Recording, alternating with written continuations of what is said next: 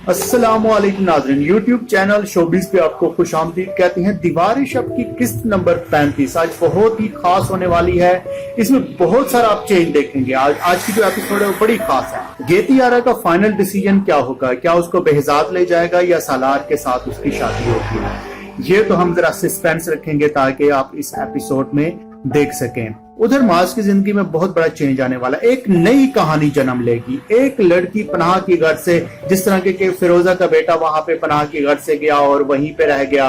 माज की जो माँ है वो बहुत ज्यादा नाराज होगी कि एक अनजान लड़की को नहीं रख सकती।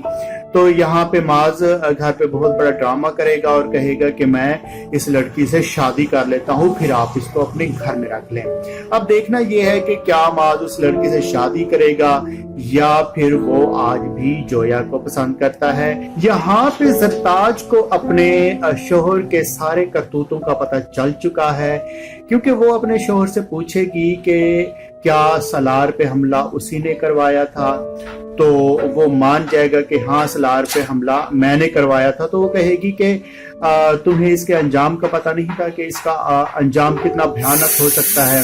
तो कहेगा कि मुझे पता है इसके अंजाम का, लेकिन मैं तुम्हारे ऊपर पूरे एतमाद हूँ कि तुम मुझे हर मुश्किल से, हर मुसीबत से बचा सकती हो। यहाँ पे जरताज अपने शोहर के ऊपर ये वाजे करेगी कि तुमने जो बहाने बनाए थे कि तुम अपने दोस्त के पास जाके रह रहे हो, वो सारे के सारे जो बहाने हैं वो झूठ थे।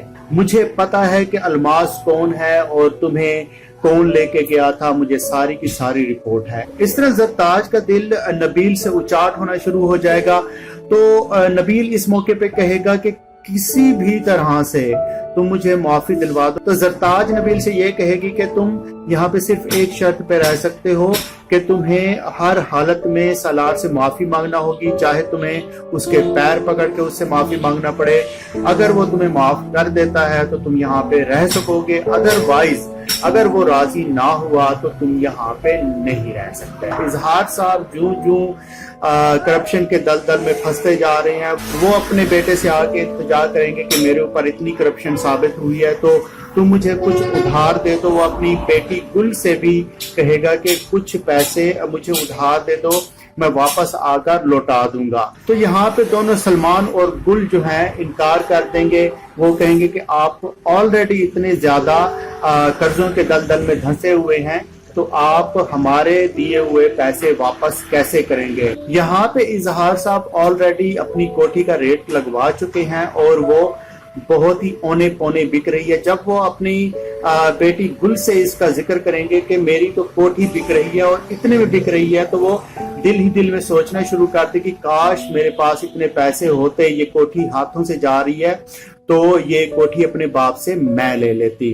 तो यहाँ पे मतलब रिश्तों को इतना मुर्दा दिखाया गया, और मुर्दा क्यों ना दिखाया जाए। जिस औलाद की परवरिश ही मतलब इस तरीके से की गई हो तो जाहिरी बात है वालिदैन के साथ फिर इस तरह ही होगा। जी तो नाज़रीन, ये तो थी हमारी परसेप्शन दीवार शब की किस्त नंबर 35 के बारे में। इस तरह की मजीद वीडियोस के लिए शोबिस चैनल को सब्सक्राइब कर लीजिए। वीडियो पसंद आए तो लाइक कर दीजिएगा। इजाजत दीजिए, अल्लाह के पास।